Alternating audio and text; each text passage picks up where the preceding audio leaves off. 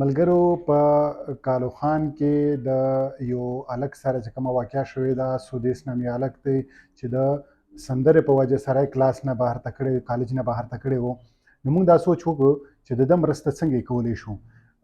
بیا د یو مرستې دغه طریقه مخې ته راغله چې پښتونخوا کې څومره سندرغاړي دي، هنرمندان دي، دا د ده چې کومه سندره ویلې شوې ده او زمزمه کړې ده، دا دوی هم زمزمه کړي او په سوشل میډیا ورکړي چې د مرستې یو هغه وشي. نو بیا شوکت صاحب را سره و، د مشوره ده هم راکړله، نو زمونږ په شریکه باندې ذهن ته راغله شوکت صاحب ته دعوت ورکوو چې دغه سندره را سره زمزمه کړي.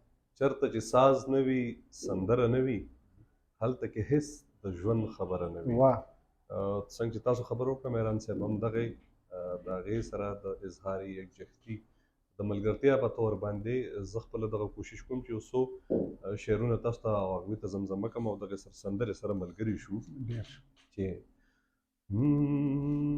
ښکلی دی سم ښکلی دی زما صنم ښکلی دی، زما صنم ښکلی دی، لور د هوا ښکلی ده، زوی د آدم ښکلی دی، زوی د آدم ښکلی دی، ښکلی دی سم ښکلی دی، زما صنم ښکلی دی، زما صنم ښکلی دی.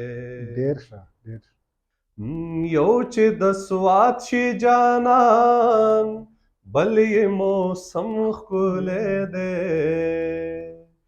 یو چې د سوات شي جانان، بل یې موسم ښکلی دی. مزه د خال دی منم، پیزوان دی هم ښکلی دی، پیزوان دی هم ښکلی دی، لور د هوا ښکلی ده، زوی د آدم ښکلی دی، زوی د آدم ښکلی دی، ښکلی دی سم ښکلی دی، زما صنم ښکلی دی، زما صنم ښکلی دی. ډېر ښه. او یوازې زه نه وایم، وایي علم ښکلی دی. او یوازې زه نه وایم، وایي علم ښکلی دی. کلي ته ستاسو یاره کډه راوړم ښکلی دی، کډه راوړم ښکلی دی، لور د هوا ښکلی ده، زوی د آدم ښکلی دی، زوی د آدم ښکلی دی، ښکلی دی سم ښکلی دی، زما صنم ښکلی دی، زما صنم ښکلی دی. ډېره مننه.